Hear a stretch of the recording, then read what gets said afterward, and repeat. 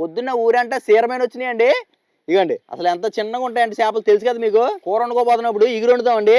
దీనికి కొవ్వు ఎక్కువ ఉంటుందండి, జిగురు ఎక్కువ ఉంటుంది అనమాట. కొంచెం ఉప్పు వేసుకొని బాగా కడుక్కోవాలి. మనం ఇలాంటి చిన్న జల్లి లాంటి స్ట్రైనర్లు ఉంటాయి కదా, ఇలాంటి దాంట్లో వేసుకొని జాగ్రత్తగా కడుక్కుంటే కనుక కొంచెం చెదిరిపోకుండా కడుక్కోగలుగుతాం. కొంచెం ఓపిక చేసుకొని జాగ్రత్తగా ఓపికగా కడుక్కోవాలండి చేపని. ఒక 2 చెంచాలు ధనియాలు, 1 చెంచా జీలకర్ర వేయించుకొని పొడి చేసుకుందాం అండి. పొడి చేసేయి. అది అల్లం వెల్లుల్లి పేస్ట్ అయిపోయినాక ఈ ఉల్లిపాయలు, పచ్చిమిరపకాయలు ఇవి కూడా దంచే. కల్లుప్పు వేస్తున్నానండి, బాగుంటుంది రుచి. 1 చెంచా పసుపు వేసుకుందాం.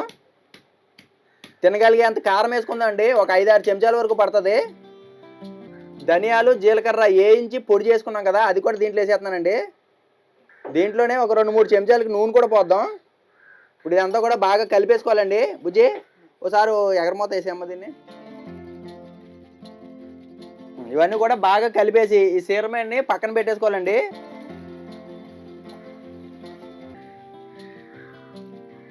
కూర వండేద్దాం. ఇక నూనె కొంచెం వేడెక్కిన తర్వాత ఒక 1/2 చెంచా మెంతులు వేస్తున్నానండి. ఒక 6-7 పచ్చిమిర్చి నాట్లు పెట్టుకొని వేసుకుందాం. కొంచెం కరివేపాకు వేస్తున్నాను. ఉల్లిపాయలు పచ్చిమిరకాయలు ఇలా దంచి ముద్ద కింద చేసుకున్నాం అండి. దీన్ని వేసేసుకొని వేయించుకుందాం. ఒక 2-3 చెంచాల వరకు అల్లం వెల్లుల్లి పేస్ట్ అండి, ఫ్రెష్గా దంచుకొని వేసుకోవాలి. ఇది కూడా పచ్చివాసన పోయేదాకా వేపుకుందాం. ఇది ఇప్పుడు ఈ ఉల్లిపాయ ముద్దలు వేసేసుకోవాలండి. కుండ ఒకసారి అటు ఇటు తిప్పుకుంటూ కలుపుకోవాలి.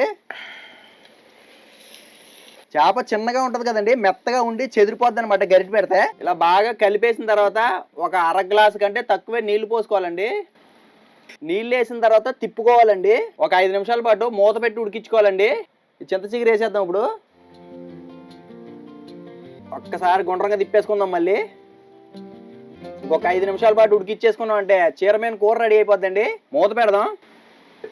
చీరమేన్ ఇగురులో మనం ఇంక ఎటువంటి ఫిష్ మసాలాలు అలాంటివి ఏమి వేయట్లేదండి. చింత చిగురు ఫ్లేవర్ పోకుండా నాటు పద్ధతిలో మనం వేసుకున్నాం కదా ఆల్రెడీ ధనియాల జీలకర్ర రేంజ్ పొడి, అది సరిపోద్దండి. అల్లం వెల్లుల్లి పేస్ట్, ఉల్లిపాయ కూడా దంచుకొని వేసుకున్నాం కదా, శుభ్రంగా ఉంటుందండి నాటు పద్ధతిలో.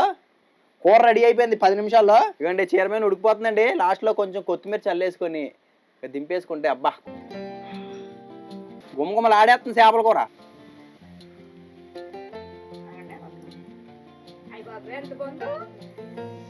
తీసుకుంది లేదు, చాలా బాగుందండి. టేస్ట్ బాగుందా? బాగుంది.